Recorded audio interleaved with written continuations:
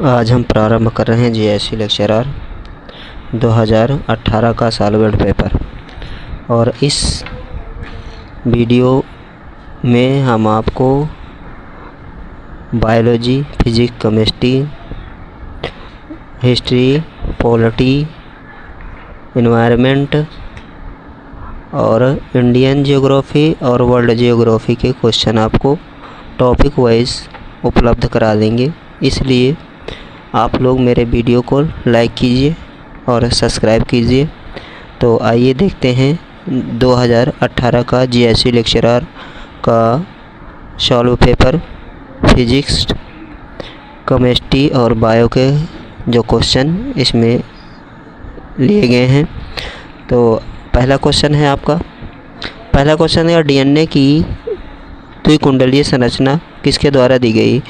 तो इसका जो आंसर हो जाएगा आपका, आप चाहे तो बता सकते हैं। तो इसका आंसर हो जाएगा वाटसन एंड क्रिक ने द्विकुंडलीय संरचना की अवधारणा प्रस्तुत की थी। और डीएनए डीऑक्सीराइबो न्यूक्लिक अम्ल के नाम से जाना जाता है। वाटसन और क्रिक ने 1953 में 1953 में इस अवधारणा को प्रस्तुत किया था। और 1962 में नोबेल पुरस्कार भी इसी के संबंध में दिया गया था। और नेक्स्ट क्वेश्चन देखिएगा। नेक्स्ट क्वेश्चन है आपका,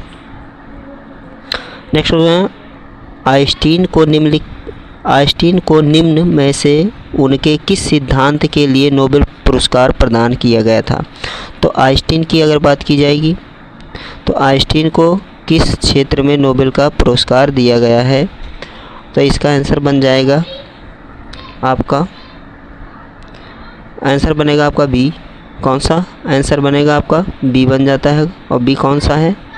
तो बी जो आंसर है वो प्रकाश विद्युत के सिद्धांत के लिए, किसके लिए? प्रकाश विद्युत के सिद्धांत के लिए आइंस्टीन को नोबेल पुरस्कार दिया गया था। कब दिया गया था?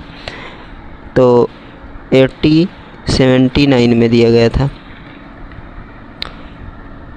और आगे बढ़ते हैं।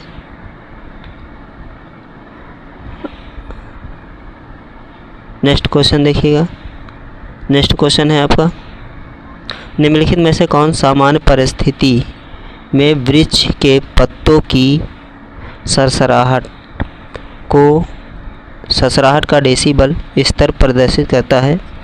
10 डेसिबल, 20 डेसिबल, 60 डेसिबल और 100 डेसिबल। तो इसका जो आंसर बनेगा वो कौन सा हो जाएगा? B answer. पत्तों की सरसराहट कितने डेसिबल पर होती है? तो 20 डेसिबल पर होती है। तो पत्तों की जो सरसराहट होती है वो कितने 20 डेसिबल के पर होती है। नेक्स्ट क्वेश्चन देखिएगा। नेक्स्ट क्वेश्चन दिया गया है, राज्य के नीति निर्देशक तत्व सहज अध्ययन के लिए निम्न में से कौन से भागों में विभाजित किए जा सकते हैं। तो इसका जो आंसर बनेगा वो कौन सा हो जाएगा? तो इस ऑप्शन का जो सही आंसर बनेगा वो डी बन जाता है। कौन सा? ये सभी सामाजिक, उदार, बौद्धिकतावादी और गांधीवादी। तो ये इसका आंसर बनेगा कौन सा? इनमें से ये सभी हैं। तो एक आपको बात बता दें, वाद मीन्स होता क्या है? वाद मीन्स होता विचार। जिसके अंदर जिसमें वाद लगा है तो विचार, जैसे समाज में लगा तो समाजवादी लोगों के अंदर विचार होंगे, गांधीवादी तो है तो गांधीवादी विचारधाराएं होंगी। नेक्स्ट क्वेश्चन देखिएगा। नेक्स्ट क्वेश्चन है आपका कौन सा? नेक्स्ट क्वेश्चन बन जाता है, सूर्य के प्रकाश से पराबैंगनी विकिरण अभिक्रिया निम्न में से क्या पैदा करती है। तो सूर्य के पराबैंगनी विकिरण की अभिक्रिया से क्या पैदा करती है। तो इसका जो आंसर बनेगा वो कौन सा बन जाएगा आपका? C option, ozone. ठीक, क्या हो जाएगा? ओजोन परत होती है। नेक्स्ट क्वेश्चन नेक्स्ट क्वेश्चन है आपका, मीथेन निम्न में से किससे निकलती है या उत्सर्जित होती है? तो इसका आंसर कौन सा हो जाएगा मीथेन के लिए? ये कैसे निकलती है? तो आप लोगों को इसका आंसर दिया गया है, केवल धान के खेतों से केवल दीमक की बाम्बी से, ए और बी दोनों से, इनमें से कोई नहीं। तो इसका आंसर बनेगा कौन सा? सी, ए और बी दोनों से।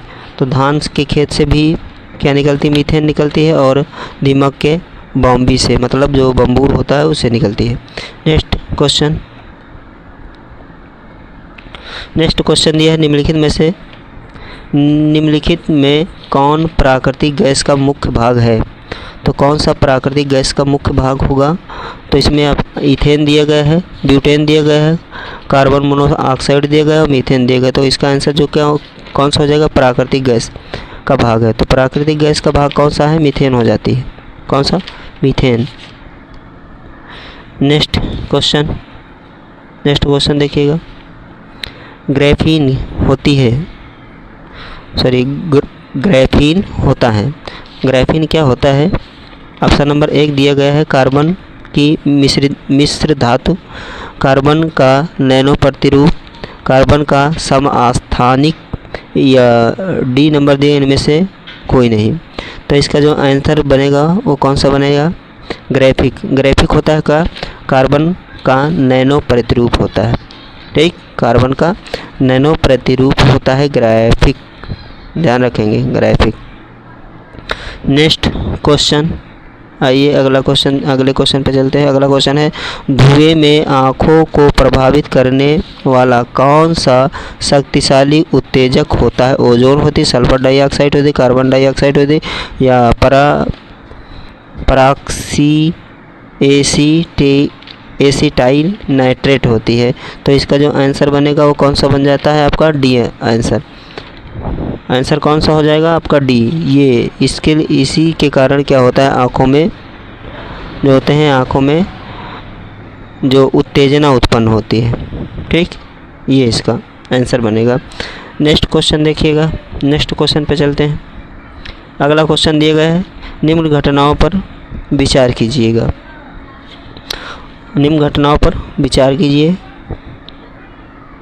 और कालानुक्रम व्यवस्थित कीजिए तथा नीचे दिए गए कूटों से सही उत्तर का चयन कीजिए।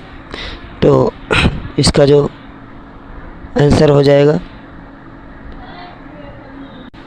तो इसका आंसर बनेगा सी।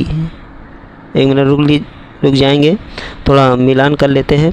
पहला दिया गया है सरीसृप, दूसरा दिया पहला कीट,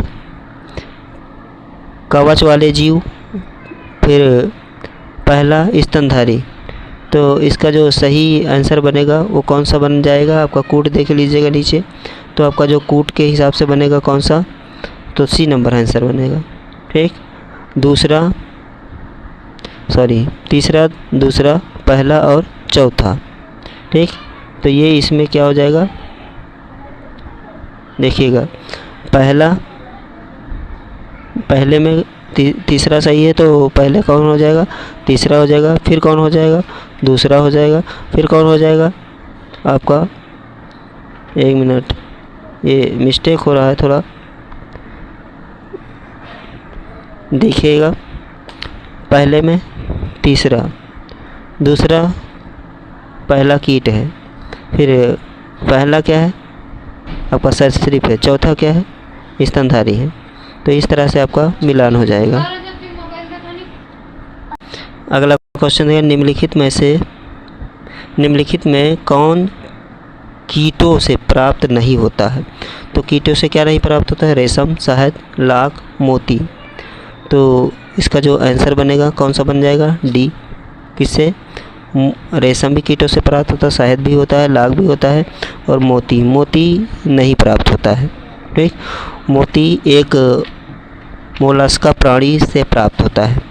ठीक, जो मोलस्का प्राणी होता है उससे प्राप्त होता है, या कीटों से प्राप्त नहीं होता। मोती बनाने वाले जीव का नाम है पर्ल ओयस्टर। जो मोती बनाता है उसका क्या नाम होता है? पर्ल होता है,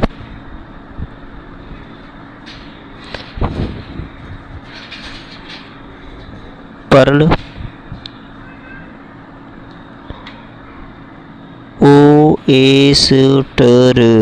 ओएस्टर होता है, पर्ल ओएस्टर यही होता है जो क्या करता है, मोती बनाता है। बाकी के सब जितने भी हैं वो सब कीट से संबंधित हैं, ये कीट से आपका संबंधित नहीं होता है। नेक्स्ट क्वेश्चन दिएगा, निम्नलिखित में कौन विटामिन सी का सबसे अच्छा स्रोत होता है? संतरा, सेब, गाजर, अंगूर, आंवला। संतरा, सेब, गाजर, आंवला। तो इसका सभी को आंसर पता होगा, आंवला। आंवला में सबसे ज़्यादा विटामिन सी पाया जाता है। ठीक, अगला क्वेश्चन देखिएगा। नेक्स्ट क्वेश्चन, निम्नलिखित में किसका आविष्कार विल्हेम रोंटगेन द्वारा किया गया था? तो विल्हेम रोंटगेन द्वारा किसकी खोज की गई थी या आविष्कार किया गया था? ठीक, तो इसका आंसर बनेगा कौन सा? B number, x ray. एक्सरे का आविष्कार विल्हेम रोंटगेन ने किया था। आगे बढ़ते हैं, नेक्स्ट क्वेश्चन देखिएगा। नेक्स्ट क्वेश्चन है आपका, निम्नलिखित विद्युत चुंबकीय विकिरणों में से किसकी ऊर्जा अधिकतम होती है? तो इसका जो आंसर बनेगा कौन सा बन जाएगा? आंसर नंबर बनेगा डी, सबसे ज़्यादा विकिरण क्रिया किसकी होती है? ये एक्सरे की। समझ में आया? आगे बढ़ते हैं, नेक्स्ट क्वेश्चन। अगला जो क्वेश्चन दिया गया है, निम्नलिखित तत्वों में से कौन अर्धचालक होता है? एल्युमिनियम होता है, सिलिकॉन होता है, चांदी होती है, शीशा होता है। अर्धचालक की बात की गई तो अर्धचालक कौन होता है? B, silicon. आपका आंसर क्या बनेगा? बी, सिलिकॉन क्या होता है? अर्धचालक होता है। आगे बढ़ते हैं, नेक्स्ट क्वेश्चन देखिएगा। नेक्स्ट क्वेश्चन देखिए, निम्नलिखित में किसका वेग अधिकतम होता है? कॉस्मिक किरण का, प्रकाश का, इलेक्ट्रॉन का और पराध्वनिक तरंगों का। तो सबसे ज़्यादा प्रकाश किसका होता है? तो इसका आंसर बनेगा कौन सा? बी, प्रकाश का अधिकतम वेग होता है। ठीक, 310 3 गुणे 10 की घाते 8 की होता है। आगे बढ़िएगा, नेक्स्ट क्वेश्चन। ध्वनि का वेग अधिकतम होता होगा निर्वात में, वायु में, जल में, इस्पात में। तो ध्वनि का वेग सबसे ज़्यादा किस में होता है? तो इसका आंसर बनेगा डी, इस्पात में। ठीक, निर्वात में भी कम और वायु में भी कम, जल में भी कम होता है। ठीक, नेक्स्ट क्वेश्चन देखिएगा। अगला सबसे ज़्यादा इस्पात में होता है। नेक्स्ट क्वेश्चन, निम्नलिखित ग्रहों में कौन जीवन के अस्तित्व के लिए उपयुक्त हो सकता है? मंगल, बुध, शुक्र, बृहस्पति। तो इसका आंसर बनेगा कौन सा? तो इसका आंसर बन जाएगा आपका कौन सा? पृथ्वी। इसमें है ही नहीं, तो इसका आंसर क्या बनेगा? ए नंबर, मंगल।